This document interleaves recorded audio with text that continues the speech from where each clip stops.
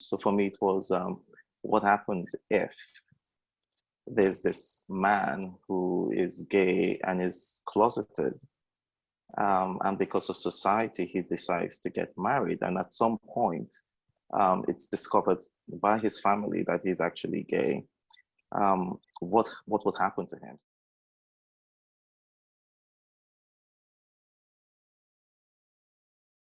Young graduate from the university, and I was looking for literature that actually represented the queer life in Nigeria. And I think the only book that I saw that had a hint of that was Shoyinka's Interpreters, I think.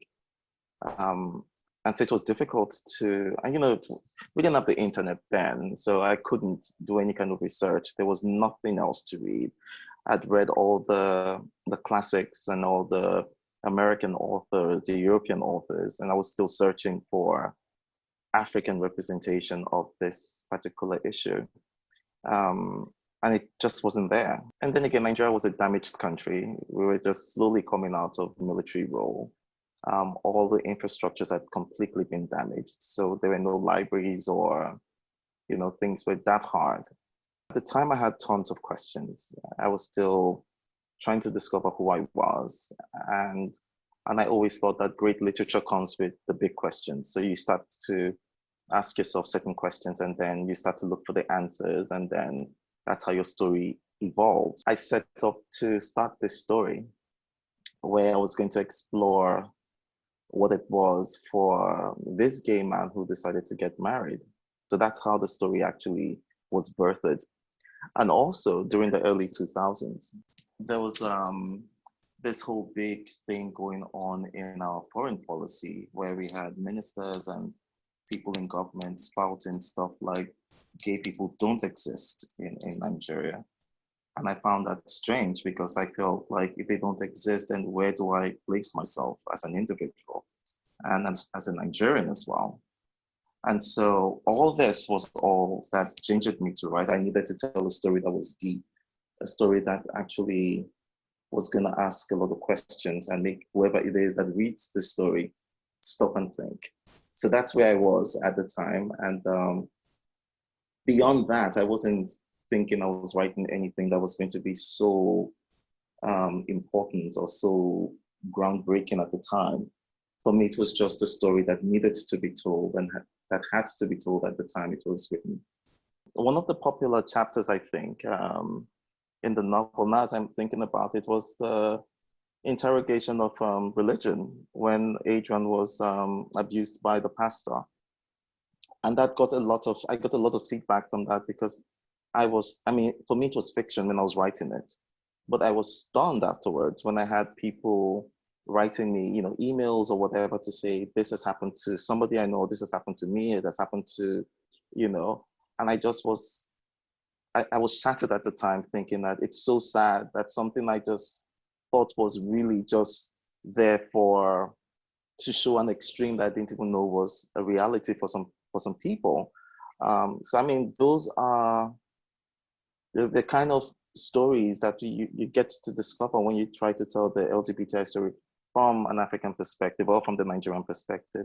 Somebody had asked, is it always so much pain? And I said, no, there are some stories that end beautifully. It's not all depression and sadness, but there must be a starting point for telling some of the stories. And so maybe my starting point at the time was the fact that I was trying to fight this whole idea that gay people didn't exist. If you live in a place that has told you all your life, this thing is an evil thing, you should stay away from it. If you have these feelings, you're going straight to hell, and it's drummed into you from when you're little.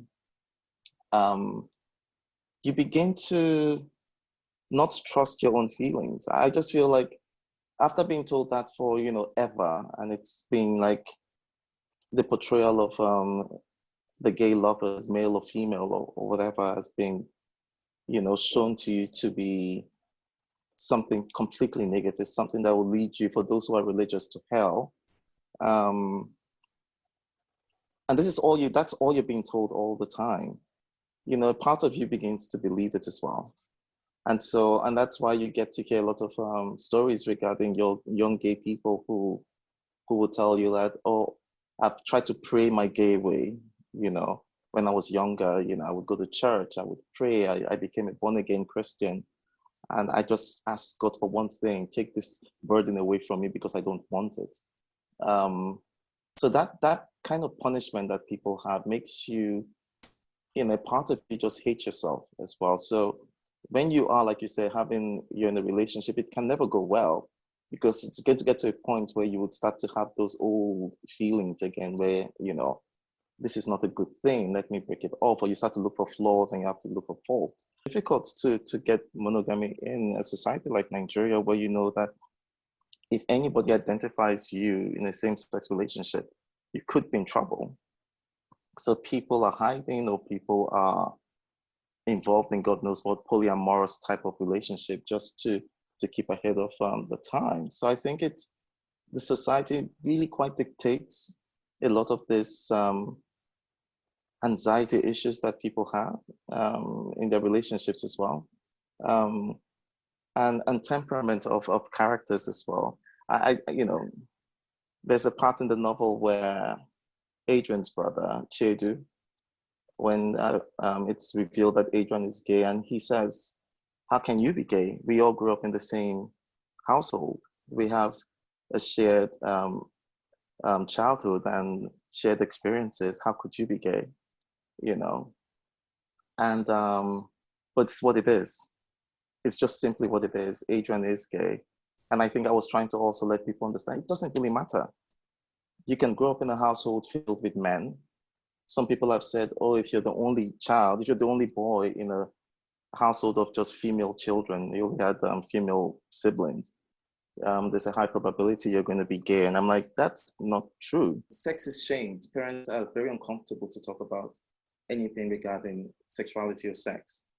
And so they find a way to shame a kid that is curious, you know. Why are you so upset that one or two characters have appeared in certain shows or programs that you've watched? Meanwhile, in all the programs you've watched in your entire life, there's always been straight representation. Nobody ever complains that too many straight people, too many straight